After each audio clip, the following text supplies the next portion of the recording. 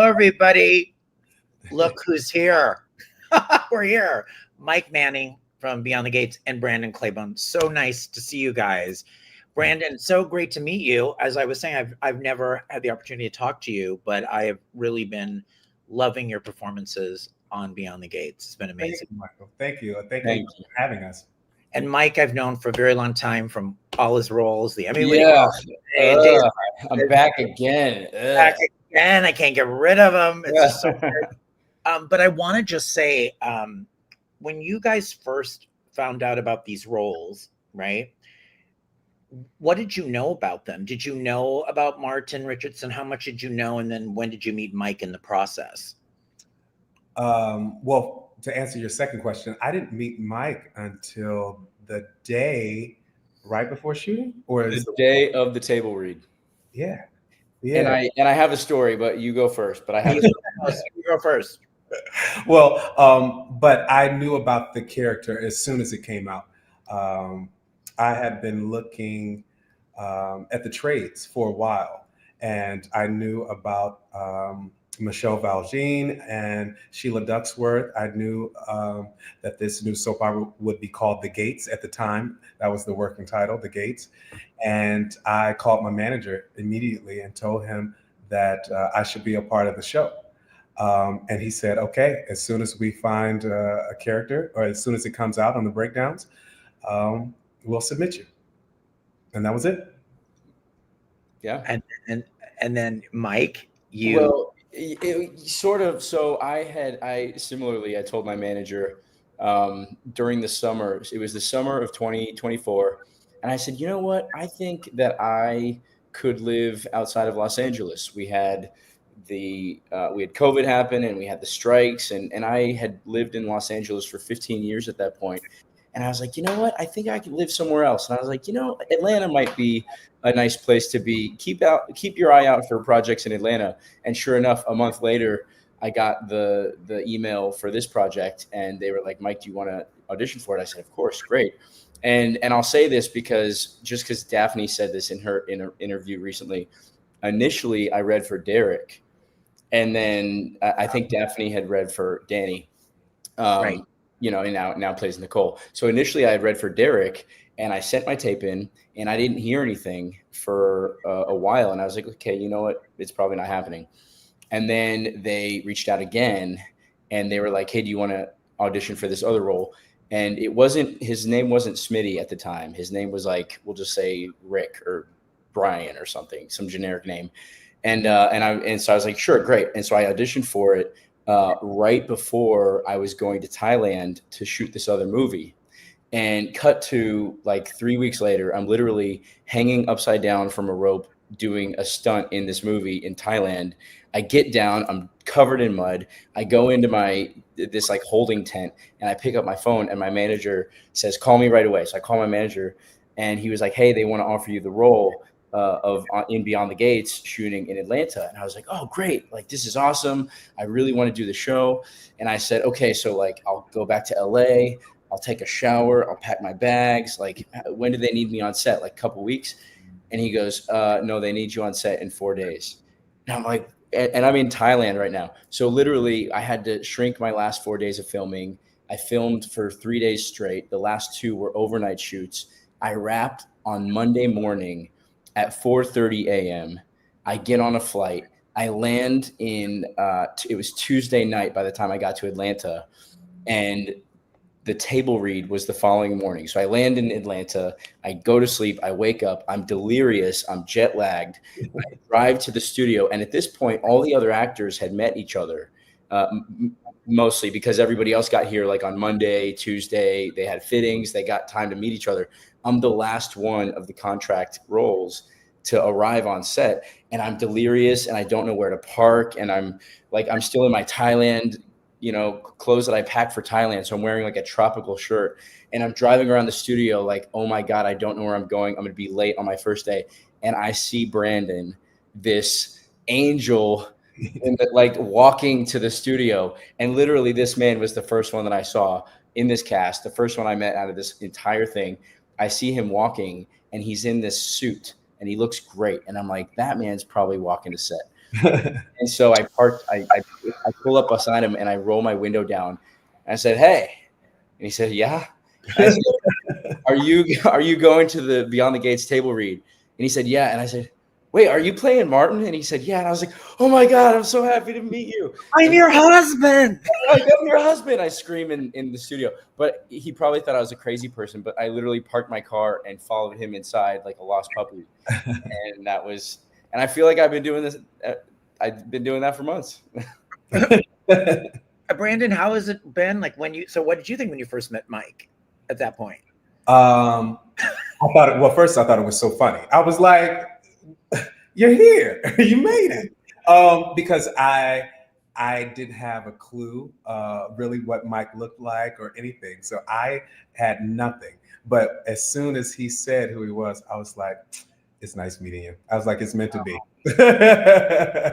Now, did you guys know from the very get-go they were going to have 2 teenage kids? Like, how much did you know, and when did that all kind of was that given to you? Well, before, to be honest with you, the kids were younger. But, of course, for technical reasons, they had to be a little older. It only made sense. But from the beginning, they were young. I think they were maybe like 10 or 11. I think they started 6 and 7. And then it was 10 or 11. And now they're 16 and 17. And what's it like having them as part of this family with you? Because it gives you more story, certainly. I got your fam. Oh, there they are. Picture of you guys. I thought it was great. What can you say about working with your children? Mike, do you want to take it or? Go for it. Well, for me, it's amazing. Actually, it's amazing to be around these young artists and to see them grow so much, and especially because I don't have any kids. Mike doesn't have any kids either, and it really, parents always talk about how you have to. You have something to live for when you have kids.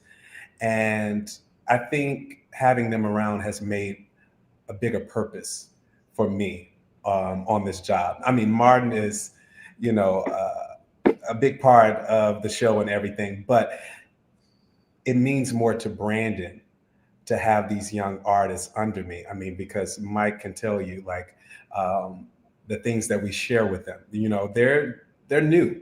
And so they're learning just as much as we're learning, although we've been in the industry for years at this point. So it's amazing to have them. We're talking about Naja Jackson, right? Who is Samantha, and Jaden Lucas Miller, who's Tyrell. Yes. And so, Mike, you play more of the house husband, or had been up into, kind of where we're going now. He was just taking care of the kids. He was making sure everything was okay, which is a different role than I've ever seen you play, because I'm like, oh, he's the steady, supposedly we think the steady hand of the marriage. At least for right now, he's the steady one. I can to sort of piggyback on what Brandon was saying. I think playing this role has taught me a bit more about my parents. Every time, obviously, you play a role that isn't necessarily who you are in life, you do your research, and I found myself leading up to coming to Atlanta and playing Smitty. I found myself reevaluating certain moments in my life with my parents where they acted a certain way, where they would be having a conversation in private, and then I walk in the room and their tone completely changes and everything changes, and and there's this almost like it's who they are in front of their children and who they are by themselves as people. And that has been a really fun aspect to play in this. And it's actually taught me a lot about my parents in having these private moments, conversations that I'll be having with Brandon, and then the kids barge in from upstairs or the door, or we catch them listening from behind the plant or whatever it is. And you have to change everything. And I love that. I love sort of that duplicity and those layers. And you're right. It's something I haven't had the chance to do before. And didn't you both dance in Samantha's trend video? I mean, in not friend We video. did. Yes. I loved it. I played it a million times. I thought it was the funniest thing. I loved it. It was great. You gave it a good try. You did good. Well, I will say this cast is so active on social media, and I feel old saying this, but like I've never had cast members do so many TikToks on set and so many, let's do a dance video, let's do an Instagram, let's do this. And I'm like, oh my gosh. But then I go back and I watch, and it's so much fun. It's so much fun. It's so much fun to interact with them both on set and off set. And it's fun to preserve those memories because, like you said, that little dance video that we have with Naja, like we're going to have that forever. Yeah. And she fought hard for that because at first I was like, no. You're like, no. Yeah. Well, we just saw the incredible performances by Leslie Mann and Amber Michelle. And I wanted to ask Brandon, you were in the scenes in the country club when all hell broke loose, and you gave such a great performance, not only in that moment, but the moment later at the Dupree house when she comes in. And Leslie goes into the little brownie man thing, and she means brownies like he gave her brownies at the diner. Exactly. He literally lays into her. He's just so disgusted with what his father did in covering up this affair, and they had a child. And I just thought you were wonderful in those scenes. And I want to know, what was it like filming that or being part of that? It was the biggest reveal I've seen on a soap in a really long time, the way it went down. Thank you. Thank you. Well, first, as people know, Martin has some anger issues, but especially when it comes to his family, he will do any and everything to protect them. When it comes to Leslie, the character, he feels like he's up against the wall. Like, you have gone at my mother, you have tried to destroy my entire family. There's no stopping him. And to tap into that rage for me, it's a lot, because in Brandon's real life, I wouldn't even show that much. I wouldn't even get, that out of control. So it was really on set. It was a testament to really tap in and staying there in that emotion, in that rage. Of course, we have chances where we cut, but I was like, no, I have to be right here. I have to feel this, and feel that, she's trying to attack us. And no, we're going to meet her, with power. And it was fun. It was so much fun. And, Trisha is excellent. And she played it so well, especially the little brownie man thing. The little brownie man thing was just so awful. Yeah. Yeah. It was so awful. So, Mike has done soaps before. He did Days of Our Lives. What has it been like for you, though? Like, the pace of this? I'm reading, I read Sean Freeman's, we have this crazy pace, people that aren't used to it. Are you getting used to it? Getting used to it, but still trying to find my balance in it. I'm working harder than I've ever worked in my entire life. And it's Monday through Friday. So this is like a real job. It is not for the weak. So I tell any actor, if you want to be in daytime, just get ready to work, because it feels like I'm in college a little bit. And Mike, where is Smitty at with Martin at this point? I mean, he sees that Martin clearly has some issues. He's deep secret that he's having these nightmares about. So something happened that we still don't know exactly. Smitty right now, at the point of the story where we are, what we're talking about, it's sort of that case of he knows just how bad it is in his gut, but he almost doesn't want to know how bad it is. It's that gray area. And because he knows deep down, I believe Smitty's a smart guy. He's a journalist. He investigates people for a living. He reads people for a living. And I think that the tough position he's in right now is he knows just how bad this is, because he's married to the guy. He sees him all the time. But he knows that once this secret comes out, it's going to blow apart their entire lives. And, obviously he doesn't want that to happen. Brandon, does Martin not understand that his political aspirations are a problem potentially for other people, or he just doesn't care? And he doesn't care. He doesn't care. Martin is very ambitious. He wants to take over the world. But not only that, he has a heart where he wants to help so many people, his constituents in his district. He just thinks um, that the bigger the better. You know, his grandfather was a senator, so Martin has always been in the shadow of his grandfather. He wants more. You know, not to be another senator or the vice president. He wants to be the president, and he feels like he should be. And what about Smitty, who's his aspirations? Because he doesn't obviously like that he wanted to be a political reporter again. Yeah, what about Smitty, Brandon? Well, like I said, Martin is very protective of his family. And so he knows that if Smitty continues his dreams and his aspirations, there might be some conflict down the road that will hurt their family. Okay. Yeah. Well, here's a question. Mike plays a good villain, Days. Will we see some of that bad boy in Smitty? Ooh, okay. Well, I'm feeling, I'm feeling if you have Mike Manning on your show, there's going to be some bad things that he's going to do. oh, wow. Wow. Don't listen to that, Mom. Well, listen, Mrs. Mrs. Manning. Yeah, Manning. I think that, thank you for saying that. And listen, Charlie Dale on Days was such a fun ride. I always say that the villains are more fun, but the good guys they feel better. And there were some days where I would leave set on Days and I would just feel gross from all the things I had to say and do. And I feel so good as Smitty. Like Smitty wears his heart on his sleeve. He cares about his family, you know, and he really, really does. He puts family first, obviously, and career and everything else second.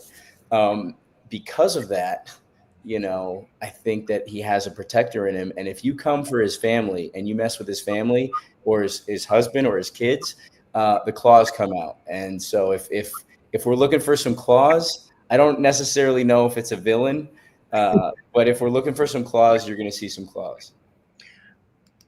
Riot Love says, hey, Brandon and Mike, I love Smitty and Martin together. Soaps are all about love triangles.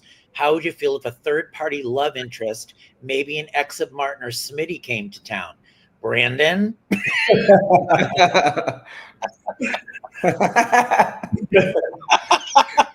Well, like I told my cousin, we are boringly monogamous, you know. So far. But yeah, so far. Martin loves Smitty at the end of the day. He loves him to his core, and not necessarily looking for anyone else. So, no. But we have 200 episodes in this first season, so we'll see what happens. Right, this is 200 episodes, and you may be on for 30. We don't know. We could be on for years. You know, 2,000 more. Yeah. So they might want to spice things up later down the road. Who knows? Bruce says, BTG, Beyond the Gates, is my favorite soap now. Love the diversity of the characters, rooting for Martin and Smitty. I want to ask you guys, so I was just doing an interview with Peter Porte and Crystal Chappelle and Mark Anthony Samuel, all who played gay characters on soaps. And we talked about from where they when we first had gay characters and LGBTQ representation on the soaps to where we are now. And they felt there's still ways to go, obviously. But was there any trepidation about playing the gay roles, or were you happy about it? Like, what was your feeling on how this was positioned for you? Well, Brandon? I had a great time playing a gay character on Grey's Anatomy. That's right.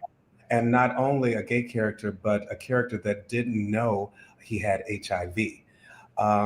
The response that I got from so many fans was astonishing. I knew then at that time, this is something that's not tapped in to a lot. This representation, it matters. And I knew that Martin was gay. Well, actually, his name was Marcus at first, was gay at the time. But I thought to myself, you know, of course he is. I said, I mean, this is so great during this time, doing everything that we're going through with the culture and with the world. I was like, no, this matters. And a lot of my friends, to be honest, are a part of the LGBTQIA plus community, and they're so proud. And so I was elated. Mike, how about you? Yeah, same. I mean, well said, Brandon. I felt the same way. I think that representation matters, and this show matters for a lot of people because of the representation element. It's the first soap in 25 years, and it is truly a soap that is much more reflective of the times of a 2025 audience. It's the first ever hour-long soap to center around a Black family from its inception, and I believe that we are the first ever biracial male. I was going to say that next to you. You are married couple, certainly the first with kids, with I adopted. didn't know that. you are number one. Yeah. What? So even these creating these characters, the reason that people, I think, love daytime shows is because we are in their living rooms every single day. They connect with these characters every single day, and people turn on the television to see themselves in these characters and to know that they're not alone in the world, to know that other people are going through things that they're going through, even if it is crazy and dramatic and we want that escapism. They want to see themselves in these characters in some way. And so I think that this show, the reason that so many people are gravitating towards this show in the way that they are, and the reason that CBS is being so supportive, is because of the diversity, and because they're seeing themselves for possibly the first time in these characters that we're putting on the screen. I never thought I never thought I'd see a gay couple represented if they were interracial with teenage children. Like that is Brandon, that has never happened on a daytime show, certainly. Wow. So go ahead. I'm sorry, I interrupted you. No, I was just going to say that I also love how it was revealed with Martin and Smitty. Yes. It was a beautiful thing. And also, there was nothing to announce, to Martin's family. There was nothing to say. The Duprees love Martin. And guess what? They love Smitty no matter what. So like Quinta Brunson would say, people be gay. Yeah. So please, I love that. I love that in the pilot, Smitty wasn't in the pilot. In the pilot, they kept referring to Martin's beautiful family and your beautiful family, your beautiful kids, you're this, you're that. And it allowed the audience to form their opinions of Martin in the pilot. And then in episode 2, when Smitty's revealed, if audience members had a problem with that, then it forced them to stop and ask, oh, wait, I just liked that character before. Why do I have a problem with that? And I hope that either people were clapping their hands saying we love this, or if they weren't, they stopped and asked themselves why. Well, I really liked that it was already built in. That's like Brandon saying, like Smitty was already accepted. They were together for a long time. Yeah. They already had the kid. Like there was it was just there. And that's what it should be. That's what I feel it should be. And problems and things stem from there, like whatever's going on in people's lives. Yeah, these characters have the same problems and issues and hopes and dreams as everybody else, right? It's a non-issue, as in my opinion, it should be in real life. Now they're also tackling bullying with your son on the show, right? How do you feel about the bullying storyline that they're telling? It's more like cyberbullying, though, right? Would you say than I have 2 gay dads? Mm-hmm. Yeah. Yeah, I think, especially for Generation Z, I'm a millennial. I don't think I got the brute of the cyber world, but for them, especially from things like TikTok and Instagram and Facebook, you can easily get lost in what people say, because I feel like people on the internet sometimes they say a lot of things that they wouldn't say in your face. Yeah. And I'm so glad we're tapping into that, because I think it's important, especially now as social media continues to grow. But we have to protect our kids no matter what. Mm-hmm. Kenya's asking, what is it like working with the cast of Beyond the Gates? I mean, you have some like amazing people like Carla Mosley and others. What did you think? I love that picture. I love that picture, Michael. Thank you. This is great. Yeah, I love Carla. So I worked with Carla. It was like a one night charity event. It was a play. It was a play that we were putting on for homeless youth, and it was a bunch of different scenes. And it was a theater company that Carla was a part of, and my friend Vinny was a part of. And so I was sort of brought in, and they paired us together. And immediately in rehearsal, I started acting with Carla, and I was like, wow, she's good. Like she's really, really good. And I always just thought that about her. And I know that on Bold and the Beautiful, she rocked it. And then so when I found out that she was on this show, I was like, okay, great. At least I'll know somebody. And then everybody else is brand new. And getting to know Tamara Tooney, Clifton Davis, Daphne, Lauren, like everybody on this show has been, I said this recently to somebody and I mean it. This, in all the years I've been doing this is the kindest set that I have ever been on. And I don't know if it's a Beyond the Gates thing, if it's a Southern thing, if it's a Georgia thing, if it's a whatever it is, but this is Black thing. maybe I don't know, but this is the kindest set I've ever been on in my entire life. Yeah. Brandon, you too. Like, who were you most like, oh my God, they're so amazing, other than Mike, of course? My grandparents, Clifton Davis, Tamara Tooney, just to hear their stories. They go back decades. They're giving us names and projects and stage plays. And the thing is, although we're trying to stay in the scene, I'm trying to soak up all of this knowledge. It's just amazing to be a part of, especially everyone that's involved. We all said it's destiny. It's destiny. It's meant to be. Like we're meant to be here. And so I'm just, soaking it up from everyone. Mm-hmm. Mm-hmm. We were on set the other day and Clifton's showing pictures of his time on Wicked. And I'm just like geeking out, like on Broadway. And I'm like geeking out, like, oh my God, you have such a legacy. If there were a camera, speaking of TikTok and whatever, if there were a camera following around Clifton and soaking up his stories, that could be a show in and of itself. For sure. Oh my God. I never can say goodbye. Clifton Davis wrote that classic song. And I just was so excited. I mean, I was like, oh my God, they never can, he's so great. Yeah. It's such a great song. You, Brandon, have these big scenes with your dad, with Maurice Johnson, before he left the show. What was it like in those confrontations? Like you told him off. Didn't you tell dad off or what he did? Yeah. And there are more scenes to come.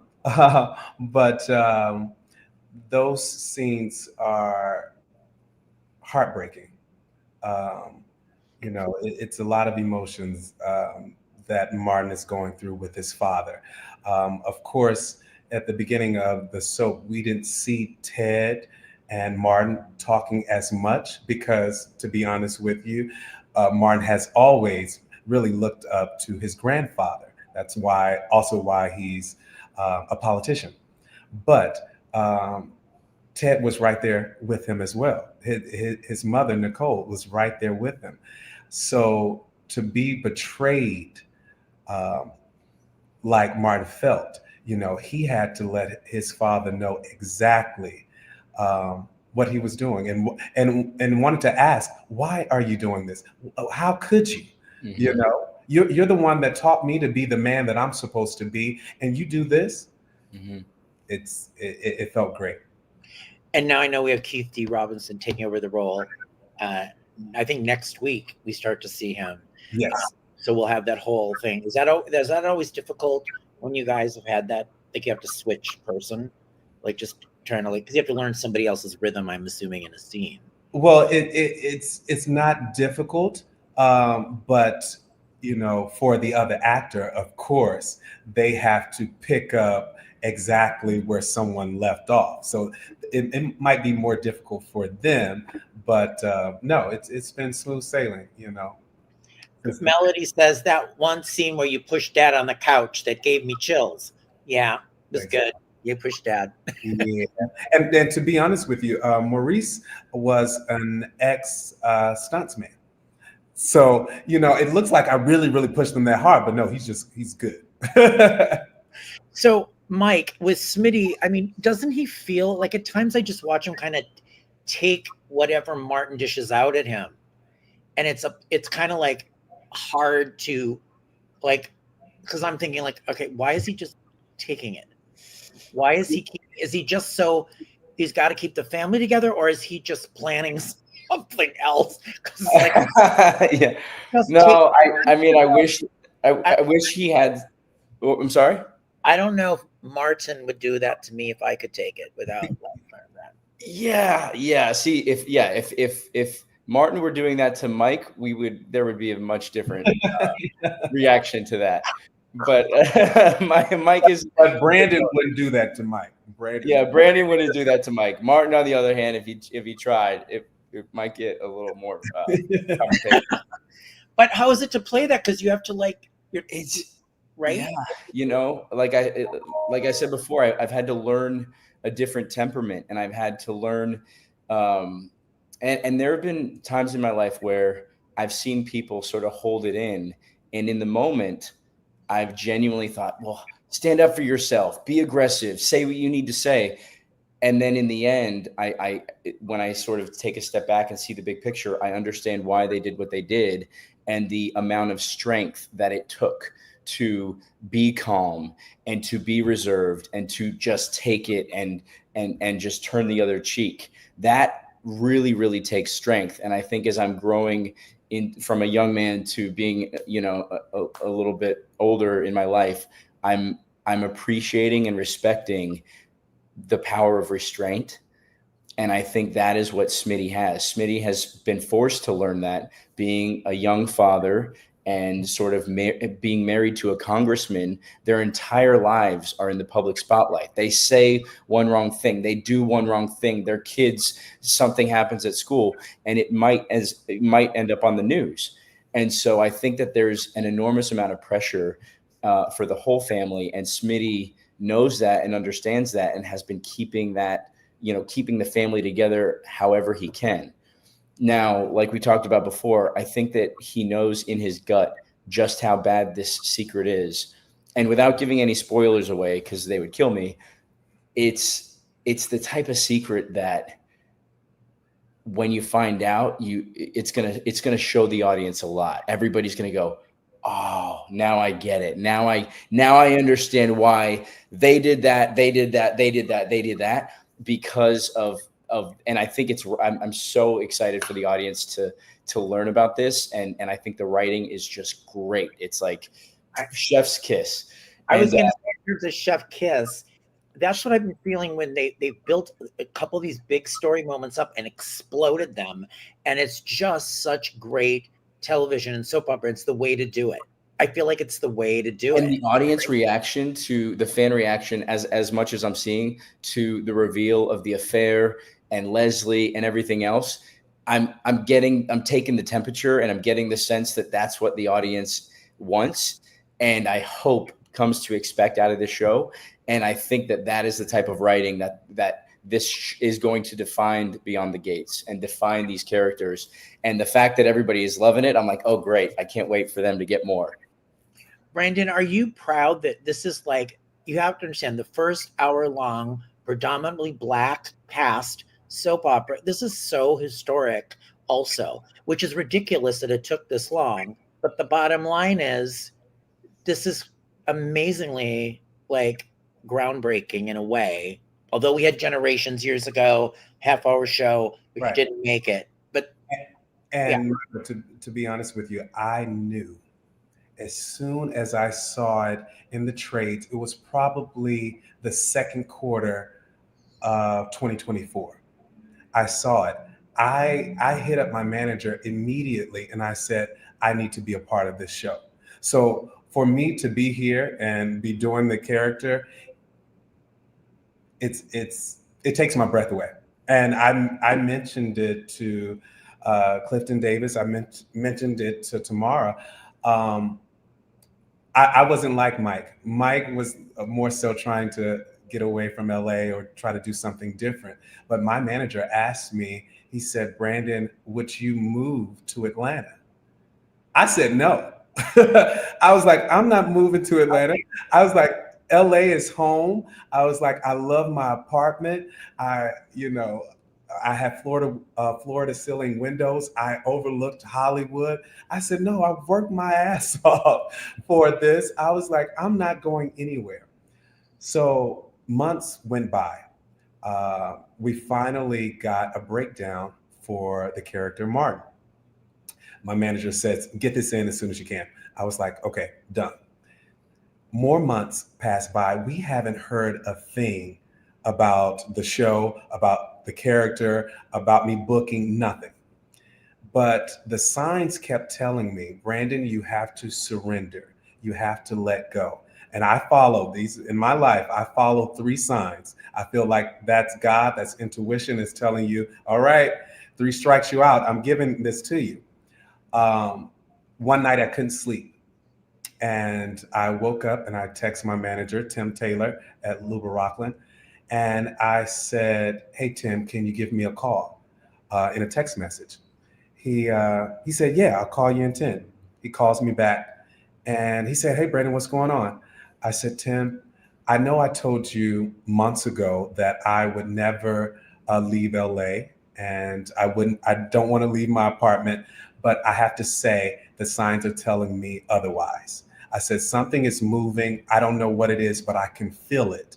And I said, we haven't heard anything from the show called The Gates.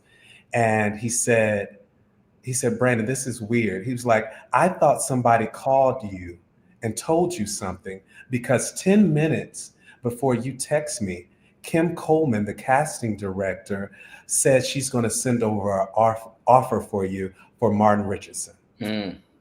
And he said, how did you? I said, I don't know. I said, everything was telling me this might be for me. And once again, no one told me anything. I hadn't heard anything. It was just a feeling, spiritual, if you will. And I hung up the phone with him and I bawled. I just cried. Unbelievable. And you're both now living in Atlanta? Is this true? Yeah. Do you like it? I'm enjoying it. What about you, Mike? Yeah, I'm enjoying it. I definitely am. I spent the first couple months right next to the studio just because I didn't want to be late to work. I flew straight from Thailand. I'm like, the least I could do is be close to the studio. Now after a couple months have gone by, I moved into a different apartment that's sort of in a more happening part of the city. So I'm liking it much better. I'm going to the park. I have my local gym. I have my friends. So I love it. And I'm surprised too. Atlanta has really impressed me with the food scene here because I'm kind of a foodie, and there are so many good restaurants, really, really good, like Michelin recognized and Michelin star chef restaurants all around. And so if anybody is into food and eating and stuff, come to Atlanta and try it out because it's another chef's kiss. And I want to just shout out all of the ATL fans. Our last dark week, I was out in the streets. I went everywhere from parties to restaurants to hotels. People stopped me. They were so sincere. They asked for pictures, hugs.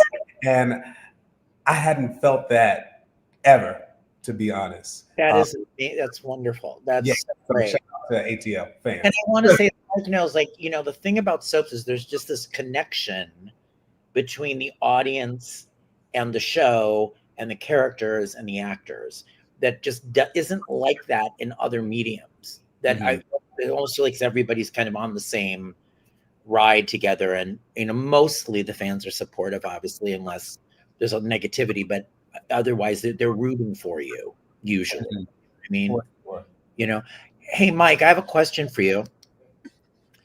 So here you are. At Raw, you were at the party before Monday Night Raw in Vegas. But I was in Vegas at WrestleMania. Oh, I didn't know you were at WrestleMania. I saw you post about it, but I didn't know. Oh, what?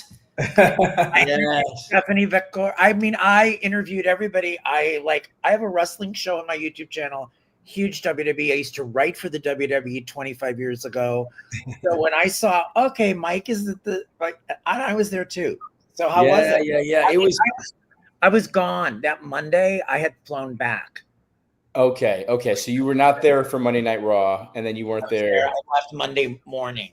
Got it. Yes. So I almost skipped WrestleMania, and I'm so glad I didn't. So a friend of mine works at Netflix. He said, Mike, just when you're flying back to Atlanta, just stop in Vegas and come to Monday Night Raw. And I said, okay, whatever. Great. Like we'll make it a day of it. And he said, hey, if you can get here on Sunday a day early, I can see if we can get you into WrestleMania. And I was like, well, that doesn't sound very promising. I don't want to be standing outside like you can see. And he's like, Mike, I feel good about it just to show up.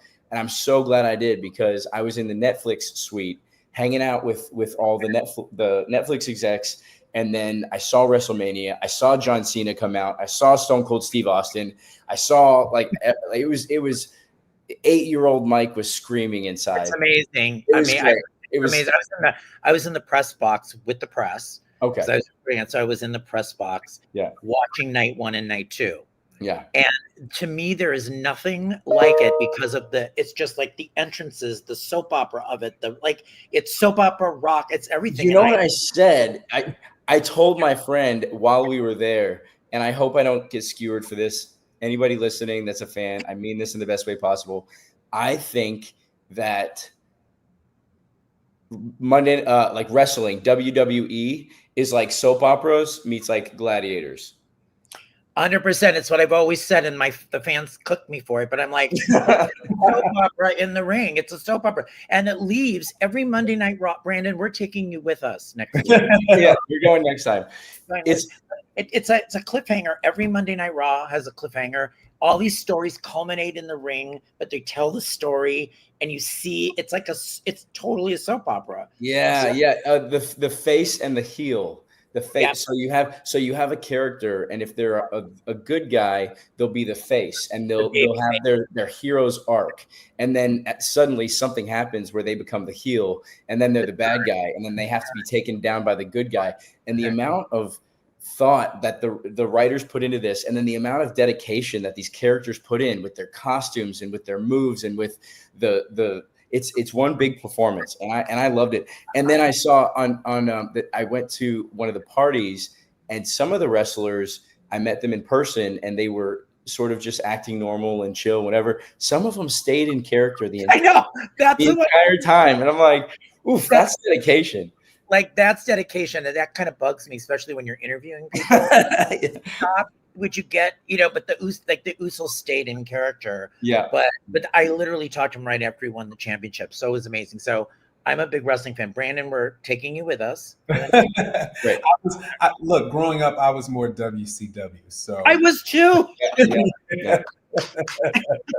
Yeah, WCW. Mike, you are on Montecito as well as JJ Roman. Yes. Oh yeah, that's right. So we recorded that before I started on the Gates, and that's fun too, because obviously I wasn't even alive, but when soap operas first started, they were audio only, and so a lot of people are liking that, because it sort of takes soap operas back to the original form of the medium. And it was fun. It was cool. JJ, he's an alcoholic troublemaker. So what could be better? A couple last questions. Carice is asking, will Martin forgive Eva anytime soon? Out of the siblings, Martin and Kat, I think Martin would be the first one to forgive Eva. I do too. Yeah. I do too. And then the other question, this is, Smitty is such a good, loving, supportive husband so far. Thank you, Erica. He is. He is. Yeah. No, like I said, I mean, it feels so good to have this relationship on daytime television, and to show that these people are capable of love and respect and caring about their kids just like any other couple, has really been it's without getting too hippy dippy into it, it feels like this is the role that I am meant to be playing right now at this point in my life. It means a lot to me, and so it like Martin, like Brandon said, it's hard work, and it's a lot. It's a lot of lines, and we move quickly, but I leave set every day with a smile on my face and with gratitude, and the fact that the fans are, you know, sort of giving us a chance and really, you know, learning these characters and watching the show for the first time and falling in love with a new soap, you know, and spending time in Fairmont Crest. It's fantastic. Brandon, I was going to leave you last words. So in a tease, what can we look forward to, you think, here? What can you look forward to? Well, yeah, what can we look forward to? You can more drama, lots more drama with Martin, of course, but with the entire family. You're gonna get the twists and turns and the cliffhangers that you love, the relationships. You guys just keep watching. I'm just glad that they finally had the two kiss on the lips, right? Didn't they do that after where they were just doing the head? It actually didn't take long. You know, people made a thing out of it, but I feel like, what was it? Maybe the 15th episode? Yeah, which 15th episode in soap world, that's like 4 days. That's no, it was not that bad. Right. I think they were worried about, we were talking about in this other interview when Crystal Chappelle was doing a same-sex story on Guiding Light, they wouldn't let the women, they had to touch knuckles and kiss on the forehead. Like this was back in 2009. They couldn't even like kiss the person you're in love with. Well, that's not the case for Beyond the Gates. Yeah, no, there's some kissing, there's some passion, there's some, you know, well, and then there's some fighting, and then there's some makeup which is, yes. Exactly. All right, Brandon. Thank you, Brandon. Thank you, Mike. Watch these guys weekdays on CBS and streaming on Paramount Plus on the new daytime drama series Beyond the Gates. Everyone, thank you for being with us. Thank you so much. Bye-bye.